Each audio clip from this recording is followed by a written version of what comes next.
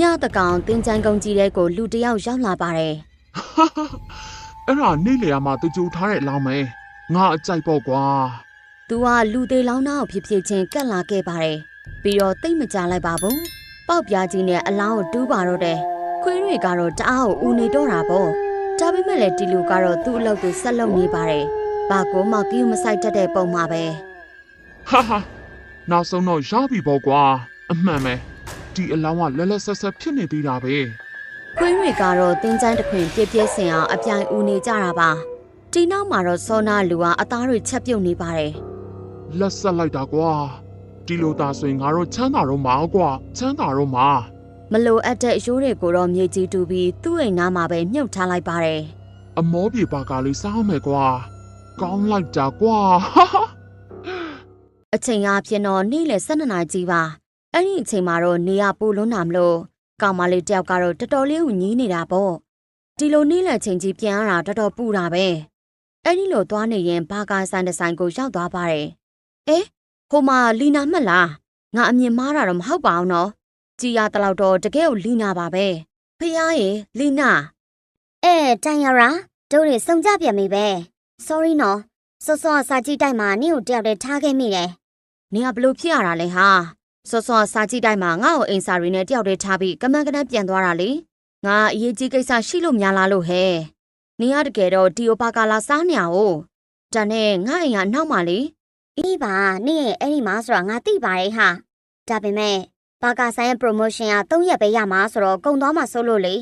လူဘလောက်တောင်ကြိတ်ကြိတ်တိုးနေလဲဆိုတာနင်ကိုယ်တိုင်ပဲကြည့်ကြည့်လိုက်စမ်းပါလူတွေအများကြီးနေပူလဲကောင်တန်းစီနေကြတာပါဟာဖះရေတကယ်ပဲလူအရန်စီတာပဲဒီပါကာဆိုင်ရှိမှနေတဲ့ငါတော့မှတခါမှဝယ်မစားဘူးသေးဘူးလူတွေကတော့ကြိတ်ကြိတ်တိုးပါပဲမမေသမီးတို့ဘာကာအကြီးကြီးကိုဝယ်ချင်းတော့မမေအသေးလေးပဲစားပါသမီးရဲ့ပတ်စံချွေတားမယ်လေလီနာခဏနေငါ့အိမ်ဝင်ခဲ့ပါလားမနှက်ပြန်တွဲတင်ချိုင်းစားတူတူလောက်ရအောင်လေနင်လည်းမပြီးသေးဘူးမလားပြီးတော့ရုပ်ရှင်တူတူကြည့်ကြမယ်လေတေချာပါကိုပြောဖို့ကောင်းမှာပါငါစီမှာကြည့်လို့ကောင်းတဲ့စကားကောင်းတဲ့အများကြီးရှိတယ်လာခဲ့မယ်မလားโอเคငါစားပြီးနေ့အိမ်ကိုတန်းလာခဲ့မယ်ဒီပါကလေးအရှင်ကောင်းအောင်စားလောက်မယ်နော်โอเคလားထိုင်ရရာလည်းနေရအရန်ပူနေတာမလို့အိမ်အမြန်ရောက်အောင်ပြန်လာခဲ့ပါတယ်အိမ်ရောက်တဲ့အခါမှာတော့နေ့လယ်စာတွေချက်ပြုတ်နေခဲ့တာပေါ့ပါကာဆိုင်ကိုတော့သူ့အိမ်ကနေလှမ်းကြည့်တာတော့မြင်နေရပါတယ်လူတွေအရန်စီတာပဲအလောက်ရောင်းကောင်းနေတာဆိုတော့အဲ့ဒီဆိုင်ကဘာကအရန်စားလို့ကောင်းမှာပဲဒါပေမဲ့နှမျောစရာကောင်းတာငါ့မှာမုံဖိုးတွေကကျောင်းမှာဝယ်စားတာနဲ့တင်အမြဲကုန်နေရပဲမမေသားဘာကာဝယ်စားဖို့ပတ်စံထက်ပြီးတိတ်ကောင်းမှာပဲဒါပေမဲ့သိတဲ့အတိုင်းပဲ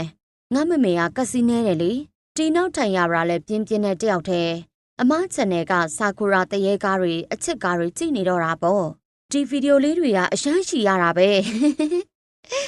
ဟောဒါလေးကကြတော့ကြောက်စရာကောင်းလိုက်တာတကားဘဲလ်တန်ကြားလိုက်ရပါတယ်လီနာလာပြီထက်နဲ့ထိုင်ရတာလဲအပြင်ကိုထွက်လာခဲ့ပါတယ်အပြင်ကိုလဲရောက်ရောလီနာက surprise ဒါနင့်တက်ပါဟာဝေါဘိုင်းလေလီနာရဲ့အိုးဟိုဘာကပဲဖြစ်ရမယ်ကျေးဇူးပဲနော်လီနာရပါတယ်ဟာအဲ့ဒါရှေ့ဆိုင်ကဘာကလေနင့်အတွက်ငါဝယ်လာခဲ့တာအရသာတော့ရှယ်မိုက်ပဲနော်တကယ်အဲ့လောက်တောင်ကောင်းလို့လားဟာစားကြည့်လိုက်တကယ်ကိုရတာရှိရနော်ဒါပေမဲ့နင်ကဒီနားမှာနေပြီးတကယ်ပဲတခါမှမစားဘူးလားငါအဲ့ဒီဆိုင်မှာတခါမှမဝယ်စားဘူးဘူးဟာဖြစ်ရမယ်အဲ့ဒီပါကာဆိုင်ဖွင့်တာမှ2ရက်ပဲရှိသေးတာလေပြီးတော့မနေ့ပြန် promotion နောက်ဆုံးရက်ဆိုတော့ငါအကုန်သိမ်းဝယ်လိုက်တာပါကာဆိုင်မှာကတော့လူတွေပြည့်နေတော့မှပဲအဲ့ဒီလိုနဲ့အချိန်တွေကြာသွားပြီးနေ့လယ်ကနေညနေထိပါရောက်သွားခဲ့ပါတယ်ကဲအဲ့ဒါဆိုရင်ထိုင်ရရိုင်းငါပြန်တော့မယ်နော်အိမ်စာတူတူလုပ်ဖို့ခေါ်တဲ့အတွက်ကျေးဇူးပဲရပါတယ်အဲ့ဒါဆိုရင်လည်းပြန်လာကျူးဆိုင်သွားနော်ညာကြီးဖြစ်နေပြီဟာလီနာလည်းတယောက်တည်းပြန်ခဲ့ပါတယ်အစပိုင်းမှာတော့ဘာပြဿနာမှမရှိပါဘူး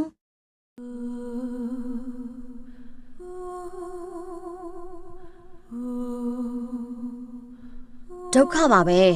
ဘာလို့ရုတ်တရက်ကြီးလေတွေတလောက်တောင်မှတိုက်နေရလဲစက်သိန်းတောင်ထလာပြီလေကလည်းရှမ်းအေးတာပဲအပြင်မှာလည်းလူတယောက်မှမရှိတော့ဘူးလူများတဲ့ပါကာဆိုင်တော့ပိတ်သွားပြီ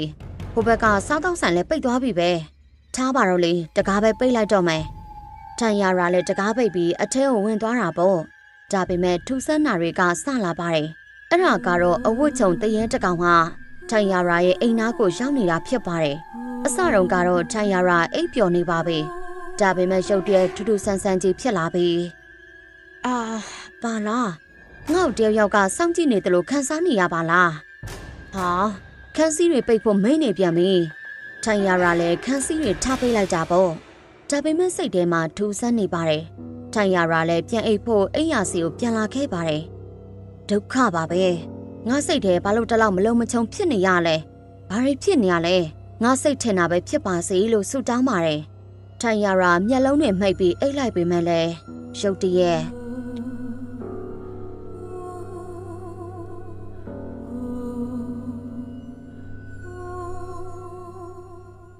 နောက်ရက်ကတော့ကြောင်းဖွင့်နေပါတယ်မုံစားစင်းချိန်မှာတော့ထိုင်ယာရာနေဘာဖြစ်နေရလဲဟာညနာလည်းအယောင်ဖြူဖက်နေရပဲအေးမဝရလားဒါမှမဟုတ်နေမကောင်းလားဟာတကယ်တော့လေမင်းညတော့ငါတခုခုခန်းစားလိုက်ရတယ်ဟာဒါပေမဲ့ဘာမှတော့မသိဘူးဟာတယောက်ကငါ့ကိုစောင့်ကြည့်နေတယ်လို့မျိုးခန်းစားနေရတာအတီးကတော့မင်းညငါစိတ်ထဲအယမ်းမလုံးမချုံဖြစ်ပြီးကြောက်လွန်းလို့ကြက်သိန်းတွေပါထလာတယ်ဟာဟမ်ဘာနေအဲ့ဒီလိုခန်းစားရတယ်ပေါ့နေတကယ်ပြောနေရလားဟမ်ဘာဖြစ်လို့လဲလီနာရဲ့တကယ်တော့လေနေအိမ်ကနေအပြတ်မှာငါလည်းအဲ့ဒီလိုမျိုးခန်းစားခဲ့ရတယ်ဟာငါနောက်ကိုတယောက်လိုက်လာတယ်လို့မျိုးခန်းစားရတာ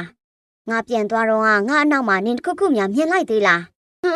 ငါဘာမှမမြင်လိုက်ပါဘူးလီနာရဲ့ဘာဖြစ်လို့လဲတေချာပြမျိုးပြပါအောင်ဟာတကယ်တော့လေအခုချိန်ဒီကြက်သိန်းတွေထနေတော့မယ်ဒါပေမဲ့လည်းထားပါတော့ငါပြောပြပါမယ်အိမ်အပြန်လမ်းမှာငါနောက်ကိုတယောက်လိုက်လာတယ်လို့ခန်းစားရတယ်ဘသူလိုက်လာမှလည်းငါမသိဘူးလမ်းကူးတယ်ပြီးတော့လမ်းဘေးမှာရက်ပြီးအနောက်တောင်လဲမကြည့်ရဲဘူးဟာဒါပေမဲ့တယောက်အနားကပ်လာတယ်လို့ခန်းစားရလို့လှည့်ကြည့်လိုက်တော့လည်းဘသူမှမရှိဘူး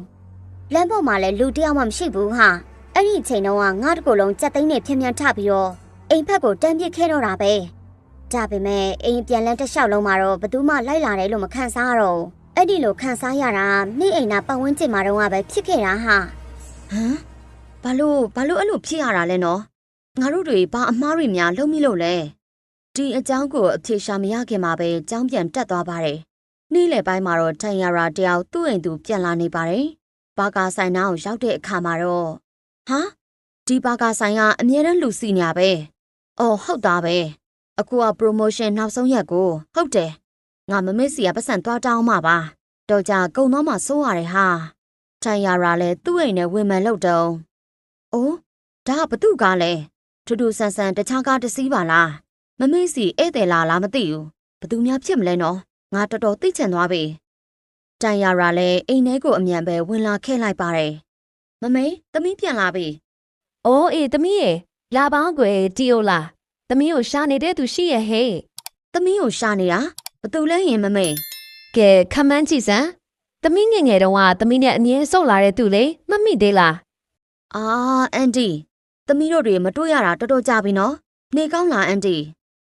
နေကောင်းပါတယ်ကွယ်သမီးရောနေကောင်းရဲ့လားကောင်းပါတယ်အန်တီဝေါအခုဆိုသမီးလေးကအကြီးကြီးဖြစ်နေပြီပဲတိတ်လှတာပဲကွယ်အော်ဒါနဲ့အန်တီလေသမီးအကြိုက်ဆုံးမုံနေယူလာပေးရဲ့ဟိုမလေးအိတ်ကိုဖွင့်ကြည့်လိုက်စမ်းပါသေချာပေါက်သမီးသဘောကျမှာပါဖလာလာဝေါအန်တီပါကာမလားယင်နောက်ဆုံးတော့ပါကာစားရပြီဟေးမမေ့စီကပတ်စံတောင်းစရာမလိုတော့ပေါ့ကျေးဇူးပါပဲအန်တီရဲ့အော်ဒါနဲ့အန်တီဒီပါကာကိုအန်တီဘယ်ကနေဝဲလာလဲအရသာအရန်ကောင်းတာပဲအန်တီရဲ့အန်တီအိမ်နာဝဲလာတာသမီးထက်စားချင်သေးရင်မနှက်ပြန်အန်တီထပ်မှာပေးမယ်လေသမီးကအန်တီသမီးတို့အိမ်ရှိကဝဲလာတာထင်နေတာဒီနားမှာလဲပါကာဆိုင်တစ်ဆိုင်ရှိရလေအန်တီဒါပေမဲ့တီဟာအရသာပိုကောင်းတယ်သမီးအကြိုက်ပဲအကုန်စားလိုက်ပါသမီးရဲ့အန်တီအများကြီးယူလာလေအဲ့ဒီလိုနဲ့အချိန်နေကုန်သွားပြီးညဘက်ကိုရောက်သွားပါတယ်ညဘက်အရောက်မှာတော့တိုင်ယာရာတယောက်ကောင်းကောင်းကြီးအိပ်ပျော်နေရပေါ့ဒါပေမဲ့ရုတ်တရက်ပိုက်ထဲကနေတကွီကွီနဲ့မြည်လာပါလေရောတိုင်ယာရာလည်းနိုးလာတာပေါ့ဒုက္ခပါပဲဘိုက်ကဆလာပြန်ပြီအတန်တွေတောင်မြည်နေတယ်တကောင်ရန်ကြီးမထစားရတယ်လို့သမင်းနဲ့ဟင်းတွေကလည်းစောစောတင်ကုန်သွားပြီဆိုတော့ဘာစားရမလဲအော်ဟုတ်သားပဲစောစောအန်တီဘာကားတွေအများကြီးယူလာပေးတာပဲနှစ်ခုသုံးခုလောက်တော့ကြံအောင်မဲ့ထင်တယ်ထိုင်ယာရာလည်းပါကာစားမယ်ဆိုပြီးအိတ်ခမ်းထဲကနေဧည့်ခမ်းထဲကိုဖြစ်ဖြစ်ချင်းဝင်လာခဲ့ပါတယ်ဒီနောက်ကြံနေသေးတဲ့ပါကားတွေကိုအားရပါရထိုင်စားပါလေရော အော်ဟုတ်တယ်ငါခုမှပဲတတိထားမိတယ်နေ့လေတုန်းကဒီဘာကငါကြိုက်ပိုးပြီးအရသာရှိတယ်လို့ပြောခဲ့တယ်လေအသားရဲ့အရသာတစ်ခုခုကွာခြားနေတယ်လို့ခံစားရတယ်ဒါငါအိမ်ရှိယာပါကထက်ဈေးပိုကြီးလို့များလားအဲ့ဒီလိုနဲ့နောက်ရက်မနက်ကိုရောက်လာပါတယ် တန်ရရာသမီးပါလုံနေရလဲ အော်မမေဒီမလေးမင်းညာရေခဲတက်တာတွေထည့်ထားတဲ့ပါကာတွေထုတ်နေတာကျောင်းကိုယူသွားမလို့မမေတော်သေးတာပေါ့နှစ်ခုတောင်ကြံသေးတယ်ဒီလိုနဲ့ကျောင်းရောက်သွားခဲ့ပြီးမုံစားဆင်းချိန်မှာတော့ထန်ယာရာနဲ့လီနာကမှုန့်တိုင်စားနေပါတယ်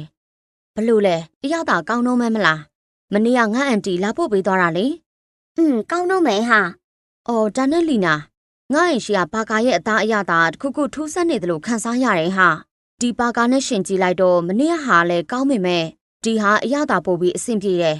ငါ့ရင်ရှိကဘာကာဘာအသားတွေများသုံးတာလည်းမသိဘူးနော်အေးဟုတ်တာပဲတေချာစဉ်းစားကြည့်တော့အရသာနည်းနည်းကွာနေတယ်နော်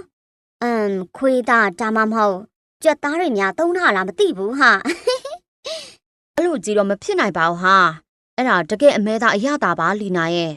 ငါပြောသလိုဆိုရင်တော့အန်ဒီရရှိရနော်ငါဘလို့လုပ်ပြီးသိမှလဲဟာငါခံမှန်းကြည့်အောင်တင်အောင်ချက်ချင်းကြီးယုံသွားတာလား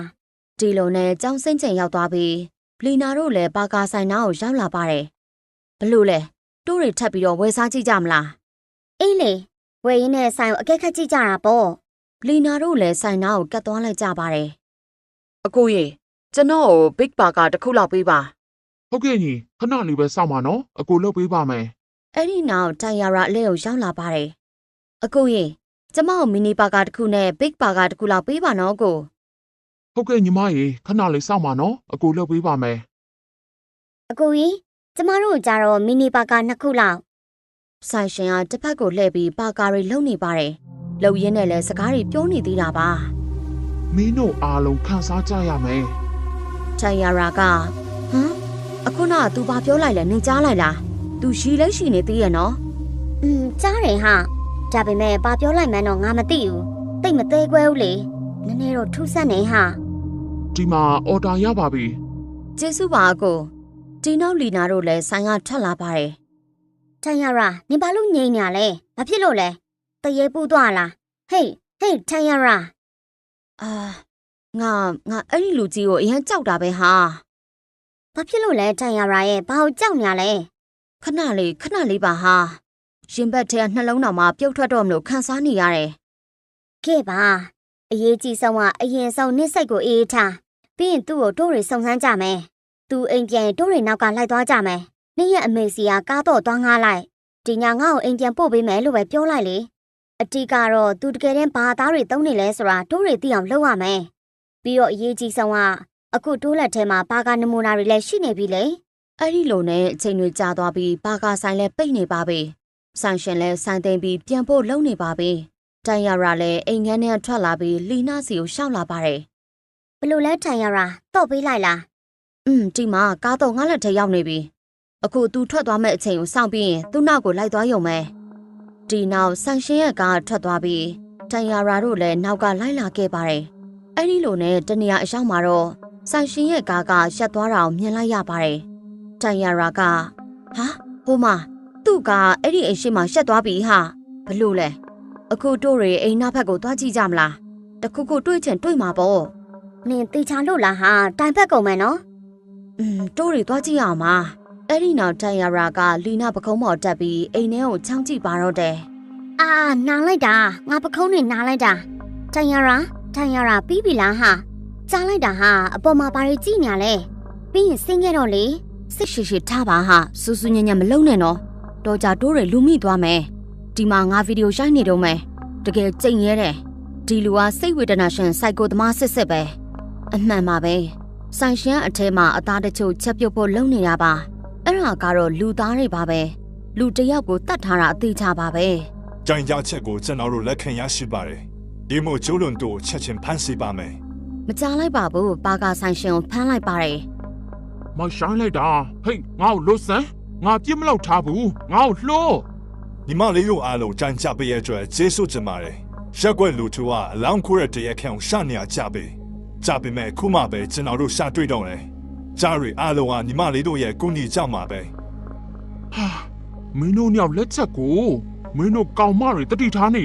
ငါတီထောင်နဲ့ထွက်လာရင်မင်းတို့နဲ့ငါရဲ့ပြစ်မှတ်တွေဖြစ်လာစေရမယ်ဆိုတာစောင့်တာကြည့်နေလိုက်ပြီးတော့အပြင်မှာလည်းမင်းတို့ဘယ်တော့မှလုံခြုံမှုရှိမှာမဟုတ်ဘူးအချိန်တန်သိလာလိမ့်မယ်စောင့်တာစောင့်နေ